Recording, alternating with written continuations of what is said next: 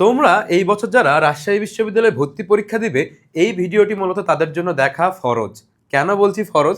কারণ আজকের ভিডিওতে আমরা আলোচনা করব যে রাজশাহী বিশ্ববিদ্যালয়ে চান্স পেতে বাংলা কোন বিষয়গুলো পড়লে তুমি ভালো মার্কস পাবে বাংলাতে, বা বাংলার মান বন্টনটাই কেমন, সব কিছু নিয়ে আজকের ভিডিওতে আমরা আলোচনা করব। আমাদের সাথেই থাকো।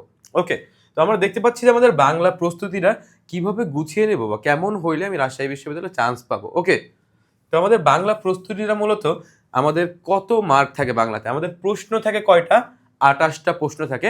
এই 28টা প্রশ্নতে 1.25, অর্থাৎ আমাদের টোটাল বাংলাতে মার্ক কত? 35। এই 35-এর মধ্যে কোনগুলোর থেকে প্রশ্ন কিভাবে আসে এইটা জাস্ট তোমরা একটু আগে জানো। যে আমাদের বাংলা অংশটা মূলত বিভক্ত মূল 3টা অংশে। কি কি? সাহিত্য, ব্যাকরণ, বিরোচন। তো সাহিত্য অংশ বলতে ভাইয়া কি বুঝি, এবং সাহিত্য অংশ থেকে আমাদের কয়টা প্রশ্ন আসে? সাহিত্য অংশ থেকে প্রতি বছর কবিতা এবং গল্প থেকে কি 5-6টা প্রশ্ন আসে। এগুলো আসবেই। কোথা থেকে? কবিতার লাইন, গল্পের মধ্যে থেকে শব্দার্থ, টিকা, এইগুলোর মধ্যে থেকে 5-6টা প্রশ্ন আসবে। এখন আমাদের সাহিত্য অংশটা বিভক্ত কয়টা অংশে? আমাদের গদ্য রয়েছে, পদ্য রয়েছে।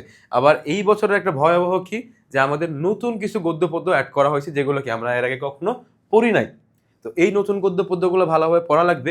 এখানে দেখো 2 বা 3 লিখে রাখছি। এই 2 বা 3 কোথা থেকে প্রশ্ন আসবে বা এটার কাজ কি? আমাদের কবি সাহিত্যিকদের জন্ম মৃত্যু আছে না, কবি পরিচিতি আর হলো পাঠ পরিচিতি। এই কবি পরিচিতি এবং পাঠ পরিচিতি থেকে 2 থেকে 3টা এমসিকিউ তোমাদের রাজশাহী বিশ্ববিদ্যালয়ে আসবে আসবে আসবে। তারপরে দেখো আমাদের গদ্য পদ্য থেকে আসবে কয়টা? 5-6টা। এই যে নাটক উপন্যাস থেকে আসবে 3টা। এই নাটক উপন্যাসের চরিত্রগুলো খুবই ভালোভাবে পড়তে হবে। এখন থেকে দাগায় দাগায় পড়তে শুরু করো। তো আমরা এখানে দেখতে পাচ্ছি যে আমাদের প্রশ্নের মান বন্টনটা কেমন। ওকে, সাহিত্য অংশ গেল। এরপরে আমাদের পড়তে হবে কি? ব্যাকরণ।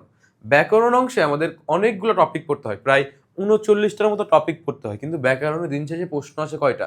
ব্যাকরণ থেকে প্রশ্ন আসে এই 8 থেকে 10টা, সর্বোচ্চ প্রশ্ন আসবে এই 8 থেকে 10টা প্রশ্ন আসবে। এবং কোন কোন টপিকগুলো থেকে প্রশ্ন আসবে সেই সম্পর্কিত ভিডিও তোমাদের দেওয়া হয়েছে। যেরকম রাজশাহী বিশ্ববিদ্যালয়ের প্রশ্ন ব্যাংক তুমি যদি অ্যানালাইসিস করো, তাহলে তুমি দেখতে পাবা যে সমাস, কারক, প্রকৃতি প্রত্যয়, সন্ধি, এরকম কিছু টপিক আছে যেগুলোর থেকে কি বারবার আমাদের ব্যাকরণের প্রশ্ন আসে। তো আমাদের ব্যাকরণে ভালো করতে হলে ওই টপিকগুলো অবশ্যই তোমাকে পড়তে হবে। আমরা পরবর্তী ভিডিওতে ওই টপিকগুলো তোমাদেরকে দিয়ে দেব। তারপরে বিরোচন, যেটাকে বলা হয় আমাদের চান্স পাওয়ার অস্ত্র। আমাদের যদি চান্স পাইতে 0.25 মার্ক কমে যায়, তাহলে কিন্তু আমাদের চান্স মিস হয়ে যেতে পারে। তো আমাদের চান্স পাওয়ার অস্ত্র বলা হচ্ছে কি? এই বিরোচন। বিরোচনকে বলা হয় কি? মুখস্থ। এই মুখস্থ অংশের মধ্যে কি থাকে? সমার্থক শব্দ থাকে, বিপরীতার্থক শব্দ থাকে, তারপরে এক কথায় প্রকাশ, যা যা কিছু আছে যেগুলো মুখস্থ করতে হয়। তোমরা এটিএম বই পড়ো কিংবা যা পড়ো, এই মুখস্থ অংশ থেকে প্রশ্ন আসে কয়টা? 5 থেকে 6টা।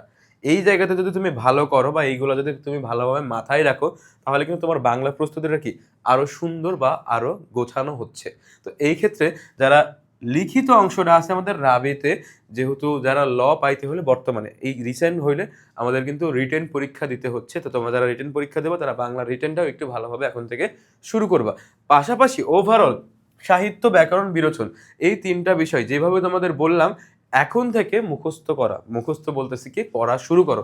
এই যে বিরোচন অংশটা মুখস্থ করা শুরু করে দাও, ব্যাকরণ অংশটা বুঝে পড়া শুরু করে দাও, আর সাহিত্য যেগুলো আছে সেগুলা দাগায় পড়া শুরু করে দাও। এইভাবে যদি তুমি বাংলা প্রস্তুতিটা গুছিয়ে নাও, তাহলে খুব সহজেই রাজশাহী বিশ্ববিদ্যালয়ে বাংলাতে তুমি অনেক ভালো মার্ক পাবে। ধন্যবাদ আমাদের সাথে থাকার জন্য। দেখা হচ্ছে পরবর্তী ভিডিওতে।